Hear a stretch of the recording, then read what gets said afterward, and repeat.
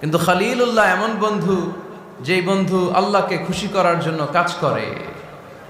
আর হাবিবুল্লাহ হচ্ছে আল্লাহর এমন বন্ধু, যেই বন্ধুকে খুশি রাখার জন্য আল্লাহ নিজেই কাজ করে। আল্লাহর হাবিব সাল্লাল্লাহু আলাইহি ওয়াসাল্লাম ছিলেন হাবিবুল্লাহ। চিল্লায় বলেন, তিনি কি ছিলেন? হাবিবুল্লাহ। এত মর্যাদা, এত সম্মান, এত স্টেটাস গোটা বিশ্বের দ্বিতীয় কারো আছে?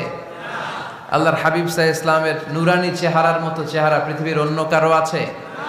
কোন দিক দিয়ে আল্লাহর হাবিবের সাথে কোনো মানুষের কোনো ধরনের কম্প্যারিজন, তুলনা চলতে পারে না। Whether it's the fitness, whether it's the skin colour, whether it's the sound, whether it's the status, is out of any kind of comparison. তিনি সব ধরনের তুলনার ঊর্ধ্বে। As a father, as a teacher, as a commander,